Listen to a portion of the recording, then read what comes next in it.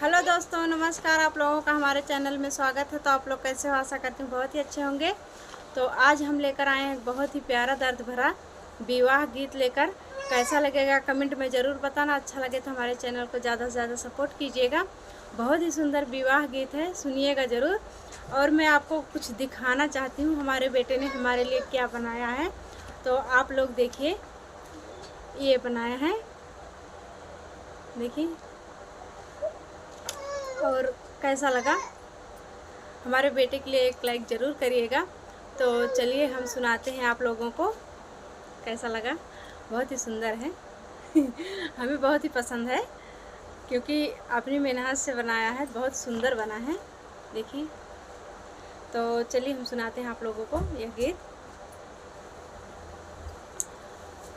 भीतरा से निकारे हैं भैया तो बहिनी आरजी करई, बहिनी आरजी करई हो भैया हमारे तो परला बाबिया हवाने वते चलाया ने वते चलाया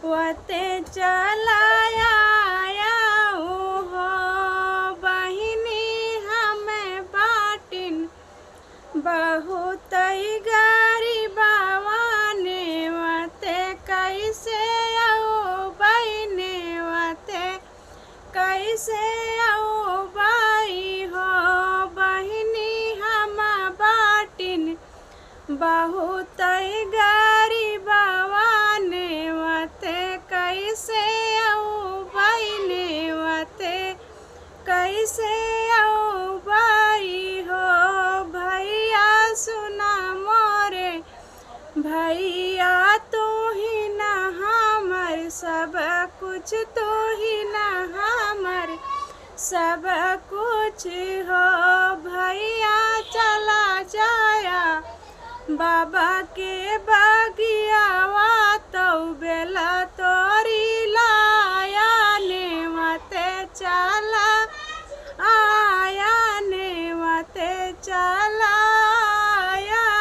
हो भैया चला जाया बाबा के बगियावा तो बेला तोरी लाया ने वते चलाया ने वते चलाया हो भैया चला गए बाबा के बागियावा ता कच्चा पक्का बेला तुरई, कच्चा पक्का बेला तुरई हो भैया बान्हे गरु हर गठरिया तऊ बहिन देश पहुँचाई, तऊ बहन देश पहुँचाई हो भैया पहुँचे जब बहिनी के देशवा तऊ मड़ाए माँ उतारई, तऊ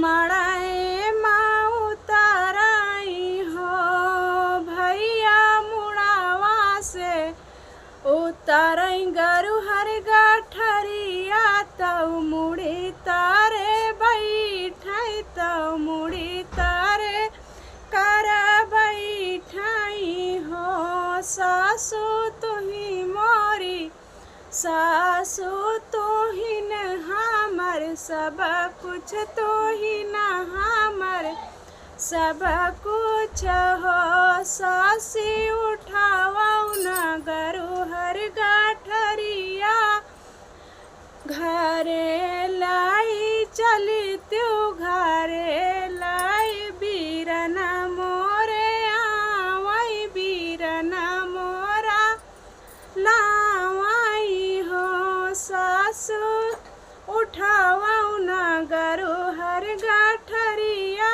बीरना मोरा लावाई हो सा सासु ठावाई गरु हर गठरिया तो बहनी जियरा तड़ा पाई तो बहनी जियरा तड़ा पाई हो।